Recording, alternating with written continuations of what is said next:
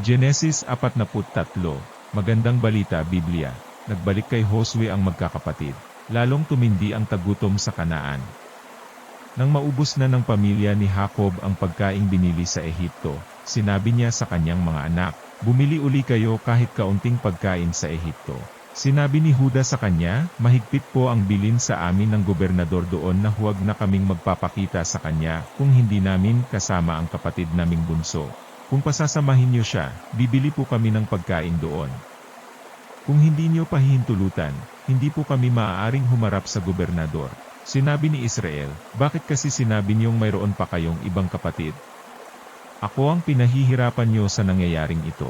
Nagpaliwanag sila, "Inusisa pong mabuti ang ating pamilya. Itinanong sa amin kung mayroon pa kaming ama, at iba pang kapatid. Sinagot po lamang namin ang kanyang mga tanong. Hindi po namin alam na pati si Benjamin ay pipiliting iharap namin sa kanya. Kaya sinabi ni Juda kay Israel, 'Ama, mamamatay tayo sa gutom. Pasamahin na ninyo si Benjamin, at nang makaalis na kami, itinataya ko ang aking buhay para sa kanya. Ako po ang bahala sa kanya. Kung hindi ko siya maibalik ng buhay, ako ang buntunan niyo ng lahat ng sisi. Kung hindi niyo kami pinaghintay ng matagal, marahil ay nakadalawang balik na kami ngayon." Sinabi ni Israel, "Kung iyon ang mabuti, sige, payag na ako. Ngunit magdala kayo ng handog sa gobernador, kaunting balsamo, pulot pukyutan, astragalo, laudano, alponsigo at almendra. Doblehin niyo ang dalang salapi, sapagkat kailangan niyong ibalik ang salaping na ilagay sa inyong mga sako. Maaaring isang pagkakamali lamang iyon. Isama na ninyo ang inyong kapatid at lumakad na kayo. Loobin nawa ng makapangyarihang Diyos na kahabagan kayo ng taong iyon upang mabalik sa akin si Simeon at si Benjamin. Kung hindi man sila maibalik, handa na ang loob ko." Nagdala nga sila ng mga kaloob at salaping dapat dalhin, at nagbalik sa Ehipto, kasama si Benjamin. Nang makita ni Josue si Benjamin, iniutos niya sa aliping na mamahala sa kanyang tahanan, "Isama mo sila sa bahay. Sila'y kasalo ko mamayang pananghalian. Magkatay ka ng hayop at iluto mo." Sinunod ng alipin ang utos ni Josue, at isinama ang magkakapatid. Natakot sila nang sila'y dalhin sa bahay ni Josue. Sa loob-loob nila, marahil, "Dinala tayo rito, dahil sa salaping ibinalik sa ating mga sako nang una tayong pumarito. Maaaring bigla na lamang tayong dakpin, kunin ang ating mga asno, at tayo'y gawing mga alipin." Kaya't nilapitan nila ang katiwala ni Josue, at kinausap sa may pintuan ng bahay nito.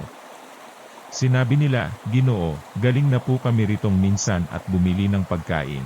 Nang kami nagpapahinga sa daan, binuksan namin ang aming mga sako, at nakita sa loob ang lahat ng salaping ibinayad namin sa pagkain. Heto po't dala namin para ibalik sa inyo. May dala po kaming bukod na pambili ng pagkain. Hindi po namin alam kung sino ang naglagay ng mga salaping iyon sa mga sako namin." "Huwag kayong mag-alaala," sabi ng alipin. "Huwag kayong matakot. Ang inyong Diyos na siya ring Diyos ng inyong ama ang naglagay ng salaping iyon. Tinanggap ko na ang inyong kabayaran sa binili niyong una." Pagkatapos ay inilabas ng katiwala si Simeon at isinama sa kanila. Sila'y pinapasok ng katiwala sa bahay ni Josue, pinaghugas ng mga paa, at pinakain ang kanilang mga asno. Pagkatapos, inilabas ng magkakapatid ang kanilang handog para ipagkaloob kay Josue pagdating nito. Narinig nilang doon sila magsasalo-salo. Pagdating ni Jose, yumukod silang lahat sa kanyang harapan, at ibinigay ang dala nilang handog. Kinumusta sila ni Josue at pagkatapos ay tinanong, "Kumusta naman ang inyong ama? Malakas pa ba siya?" "Ginoo, buhay pa po siya at malakas," tugon nila. At sila'y lumuhod at yumukod muli sa harapan niya. Pagkakita ni Josue kay Benjamin, siya ay nagtanong, "Ito ba ang sinasabi niyong bunsong kapatid? Pagpalain ka ng Diyos, anak." Hindi mapaglabanan ni Josue ang kanyang damdamin, at halos siya'y mapaiyak dahil sa pagkakita sa kanyang kapatid. Kaya't siya'y pumasok sa kanyang silid at doon umiyak. Nang mapayapa na niya ang kanyang kalooban, naghilamos siya, lumabas, at nagpahain ng pagkain. Si Josue ay ipinaghaing mag-isa sa isang mesa, at ang kanyang mga kapatid ay sa ibang mesa.